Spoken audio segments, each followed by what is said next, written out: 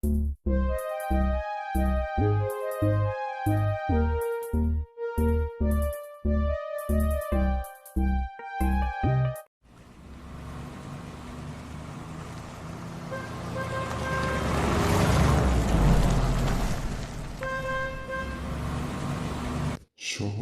থেকে অনেক দূরে চারিদিকে মাঠে ঘেরা একটি গ্রাম ছিল।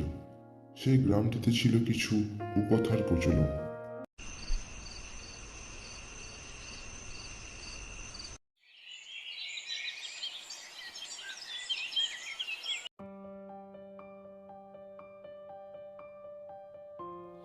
রবি, এই রবি, বাবু এবার ওঠ, বেলা অনেক হয়েছে। যা, মুখ হাত ধুয়ে কিছু খাওয়া দাওয়া করে নে, মাঠে যেতে হবে।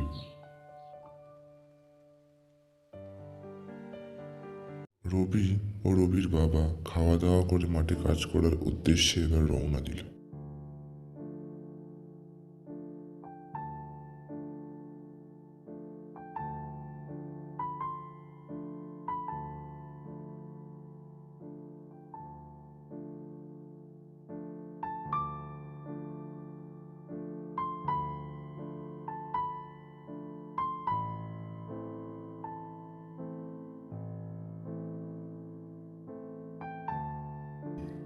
আজ দেখছি মাঠে অনেক আগাছা হয়েছে, আজ না হয় এইগুলোকে পরিষ্কার করা হোক। আচ্ছা বাবা, ঠিক আছে। এই বলে এবার দুজনে মাঠে কাজ করতে শুরু করলো।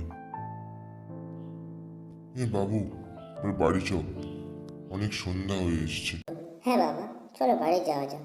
কিন্তু বাবা, আমাদের মাঠের পিছন দিকে যে জঙ্গলটা আছে, ওই জঙ্গলে সন্ধ্যার পর থেকে কেউ যায় না কেন?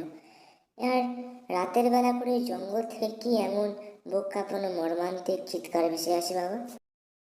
রবি, বাবা ওই জঙ্গলের কথা মোটেও আনিস না, ওই জঙ্গলে ভয় আছে। চ, বাড়ি চ, সন্ধ্যা অনেক হলো।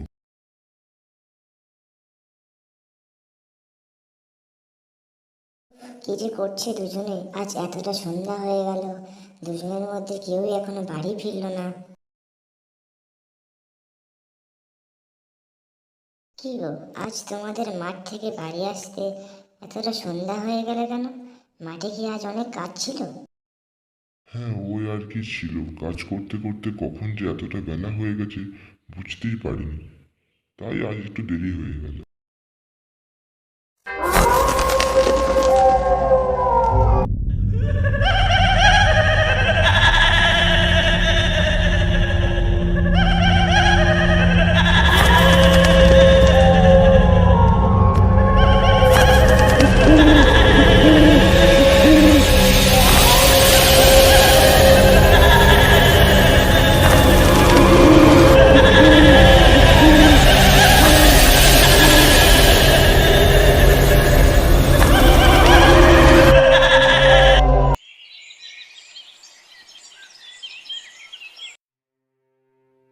সেই গ্রামটিতে বাস করতো এক পাগল।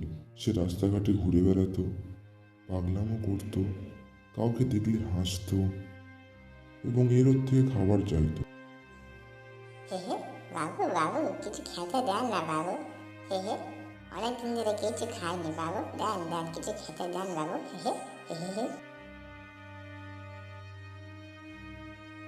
বাবু বাবু, কিছু খেতে দেন না বাবু, খুব খিদে পেয়েছে বাবু।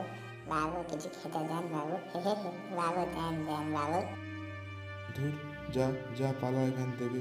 কোথা থেকে আসে সব পাগল লোক? পালা পালা, যা যা, পালা পালা এখান থেকে, পালা। তার হাঁটতে হাঁটতে অনেকটা রাত হয়ে এলো। সে তখনও হেঁটে চলেছে শুধুমাত্র খাবারের উদ্দেশ্যে।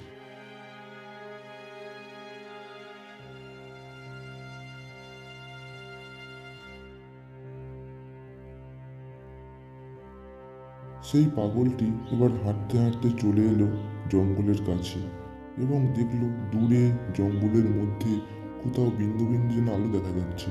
এবার সে সেই আলো উদ্দেশ্য করে জঙ্গলের ভিতরে যেতে লাগলো।